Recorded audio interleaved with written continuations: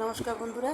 তো আজকে আমি করে দেখাবো তোমাদের খুব অল্প উপকরণে তালের বড়া। তো আমি প্রথমে তালটা নিয়ে ভালো করে ছুলে নিলাম। তো তালটা তোমরা ভালো করে ধুয়ে ছুলে নেবে, তারপরে এই তালের আটিগুলো আমি বার করে নেব। তারপরে এরকম একটা ঘষনির সাহায্যে আমি এটাকে ঘষে নেব।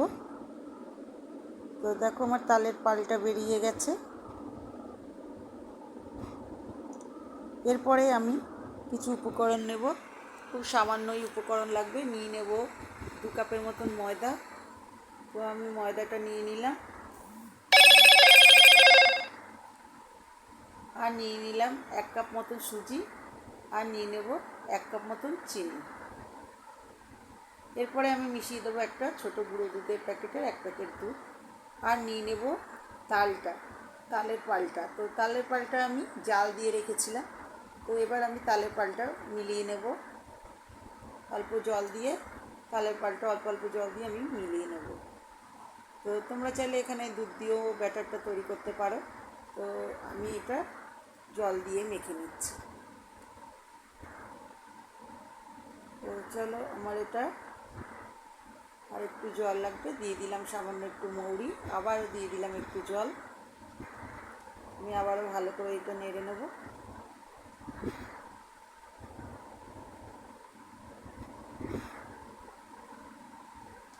এটা যত ভালো ফেটাবে তত বড়াটা সুন্দর নরম তুলতুলে হবে। তো এরপরে আমি এটা কিছুক্ষণ চাপা দিয়ে রেখে দেব রেস্টে। আমার সুজিটা ফুলে যাবে, কিছুক্ষণ চাপা দিয়ে রেখে দিলে সুজিটা আমার ফুলে নরম হয়ে যাবে। তো চলো বন্ধুরা, আমি এটা এখন চাপা দিয়ে এক সাইডে রেখে দিই। তারপরে 10 মিনিটের মতন আমি চাপা দিয়ে রেখেছিলাম। তারপরে দিয়ে দিলাম ওপর থেকে সামান্য লবণ, আর একটু দিয়ে দিলাম সোডা, বেকিং সোডা দিয়ে দিলাম অল্প করে। আবারও আমি ভালো করে তালের এই মিশ্রণটা নেড়ে নেব। তো দেখো আমার সুজিটা ভালোভাবে গলে ফুলে উঠেছে। তো চলো এবার আমি বড়াটা তৈরি করে নিই। তো আমি কড়াতে দিয়ে দিলাম তেল। তো দেখ, কড়াতে তেল দিয়ে আমি ছোট ছোট আকারে বড়াগুলো তৈরি করে নেব।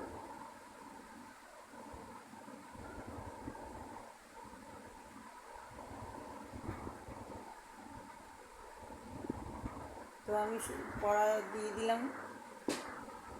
এরপরে বড়াগুলো ভালো করে একদিক হয়ে গেলে আবার উল্টে দেব।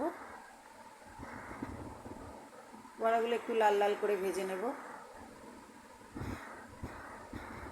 তো দেখো বন্ধুরা, বড়াগুলো আমার ভাজা হয়ে গেছে। এবার আমি তুলে নেব।